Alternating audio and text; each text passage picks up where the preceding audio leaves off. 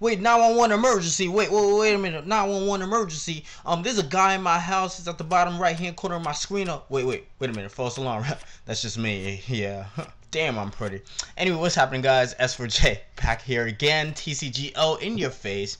And this time around, I got like the Zekrom. Oh my god, you know what's coming? Mewtwo.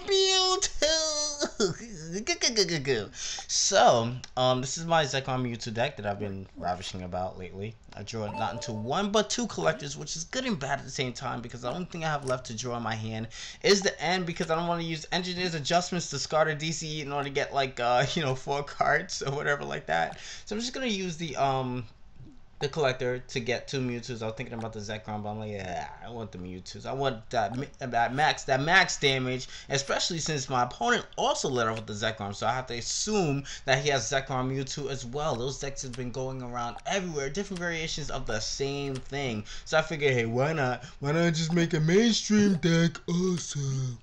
So, my opponent looks like he's going to play a collector also. He's going to gain access to a Cleffa, a Dynamo, and a Mewtwo, go figure. So now I'm looking at a Zekrom and a Mewtwo. I have 2 Mewtwo's on the bench. One of mine outclasses the one that he just drew. But much to my surprise, he already had one in his hand, so his bench is full, attaches the DCE onto the Zekrom, retreats out for the Cleffa, which is smart. I guess he wants to replenish his hand and get more options, make a lot of things more available to him. He wakes up, which is unfortunate because I can't hit him for anything. I have just 1 DCE that I can attach onto Zekrom again. I don't want to waste 2 DCEs on a damn Zekrom, man. So it's like unfortunate that I actually let out with that thing. I'm thinking about the end that I have in my hand. I don't necessarily want to replenish his hand, give him more options because he's the one with the Cleffa and I'm not. So I'm hoping that I could probably draw into a Professor Oak or maybe a Sage's Training. I only have 1 Sage's Training in this deck so far, man. I'm so hard to get.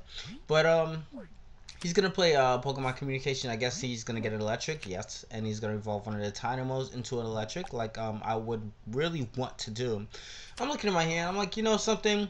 It won't hurt for me next turn to play Professor Juniper because I don't necessarily have anything in my hand. I don't necessarily want him. I say the word necessarily. It's so true. I do say necessarily too much. Interesting. Now I'm listening to myself. But yeah, I don't want to necessarily give him, some more options or something like that. So I'm just going to play Juniper as opposed to playing the N.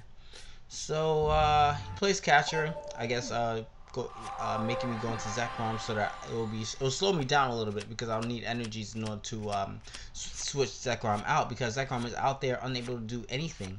I have 2 energies in my hand, 2 electric energies that I would like in my graveyard are supposed to be in my hand. I have the junk on, but there's nothing in my graveyard that I want to get back as of yet.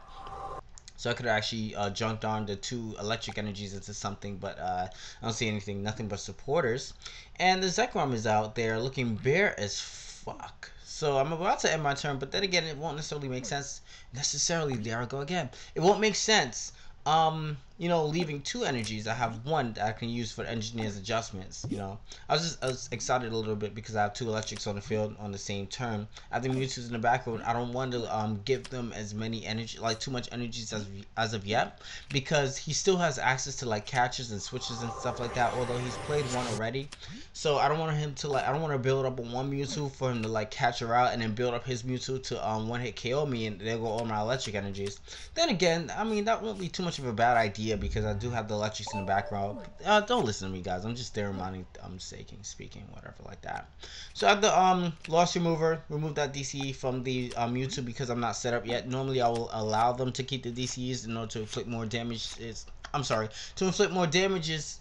I said the same thing, to inflict more damage on the Mewtwo and be able to claim that big +2. And what I mean by big +2 are 2 prizes I will get from knocking out an EX Pokemon. For anybody who doesn't know, I mean, it's like maybe like the 3rd month of Next Destinies or something like that. Like, you should know. But anyway, I'm just going to attach the DCU onto Zekrom. Not that it matters because Cleffa's in defense mode. LOL Yu-Gi-Oh! Defense mode, It's like the freaking Spirit Reaper, man. Can destroy that shit. Seriously.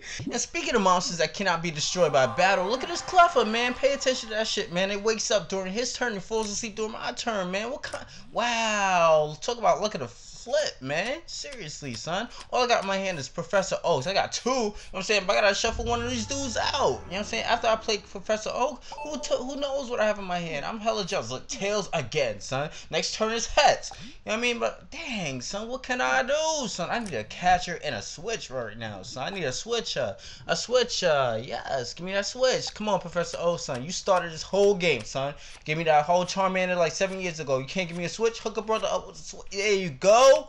There you go, son. I got that junk on. You know what I mean? And I got that. I think I have cat. No, I don't even have a catcher in my grave. I can't junk on for no catcher. Dang. Anyway, he's just gonna start setting up his Mewtwo's, man. Scaring the hell out of me. There he goes again, son. Oh my god. Look, oh, okay, oh, he woke up. Let's see if I can inflict some damage. Yes. Attack him with full force. Yeah, boy.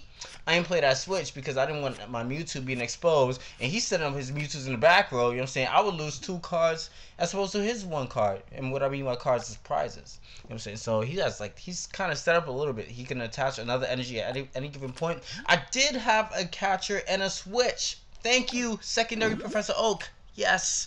So I can start inflicting some damage onto the Mewtwo's before he gets set up, and even if he has another energy in his hand, that will force him to focus on the Mewtwo that he has active currently right now. I kind of want to save the Mewtwo that I have in the back row for later on. If anything, I don't want him setting up too much with the Mewtwo's and the freaking Zekrom with the Evalite, man. So 120 base, man. If he attaches 1 more energy, as long as it's not a DC, I'm good. You can inflict 160, I revenge kill you, switch out of there, son. Bada bing, bada boom, son. But much to my surprise, look at that plus power, man. That's just enough to finish me off. I was tight. Because, you know, it gives up 10 more damage, but then it does 10 more damage, respectively speaking. But since Mewtwo is weak to his own type, it does 20. So 160 plus 20 is 180, so that's enough to knock me out. I make a mistake here, not knowing that it was a mistake early game, because I switched out into my Zekrom EX, making it exposed, because I was thinking, you know something, I want to knock out this Mewtwo, son. It's killing me, man. I want this thing out of my face. But what I should have actually done is switch out to the regular Zekrom, accumulate some outrage damage counters, you know what I'm saying, so that I can have the outrage damage output do a little bit more respectively to whatever threats he wants to send in. But you know, I have like the Zekrom EX out there in the field, you know what I'm saying, and then he has like the Zekrom out there in the field. He has freaking Mewtwo there. I don't know, I don't think he wants to set up the Mewtwo. I think he's more inclined to set up the Zekrom than he has with the Evalite. There you go, setting this shit up, you know what I'm saying, and then inflicts more damage. And you better stop saying, you know what I'm saying, son. We not in the ghetto, man. We entertaining, you know what I'm saying, these proper kids, son. Proper, son. Speak English, son. Talking, I like how I'm contradicting myself. I'm saying speak of English, son. But anyway, he inflicts 120 damage onto me, which is like, Jesus Christ, what am I gonna do? I did not even realize that it was a mistake until like I sent the thing out. I was like, man, I should have sent out the regular Zekrom. I'm looking at my Mewtwo. I'm like, okay, how could I like junk on for a catcher and then switch and then have enough energies to switch out Mewtwo, bait his Mewtwo as an active Pokemon, and at the same time have enough energies to get my Mewtwo out and play to one-hit KO him without him you know, revenge killing me or whatever like that. So I'm just gonna discard the electric energy. I think that's part of the maneuver that I really want to do. I think I'm just going to attach an energy onto Mewtwo. He has 1 energy. If this guy had another energy attached to Mewtwo, I will hit KO it right now. But damn, it looks, I don't know. I just want his Mewtwo out of the way because I couldn't take care of his Zekrom. But it's also funny to me how I always go for the complicated plays as opposed to going for the simple ones. In this case scenario, I could have like kept in my Zekrom EX and then like inflict some more damage onto the regular Zekrom that he has out in the field with the Evalite, accumulating some more damage, and then bringing my regular Zekrom in order to kind of finish it off a little bit, and then I guess bait his Mewtwo into play with my Mewtwo, and then I guess you know, be that much closer to you know, claiming my prizes. But I noticed that he has Blitzel, so I don't necessarily want him to give a chance to like get some Striker and disable me from playing my trainer cards. That would completely cripple me in this dire scenario. So I have the Zekrom in play after he knocks out my Mewtwo EX. He has two prize cards left, sorry. And now I'm just gonna focus on Regigigas EX, and I think I'm just gonna do that, and then knock out his Zekrom with, knock out his Mewtwo with my Zekrom that I haven't played currently right now, but not before I play the end, because he has 2 cards left. I'm supposed to you know, I could probably take advantage of his low prize card zones with the end that I have in my hand. And then play the switch, get Regigigas in play, because I don't know if I'm gonna get another chance to you know, get Zekrom out of the field, and then, you know, have Regigigas inflict some damage to everything on the field, man.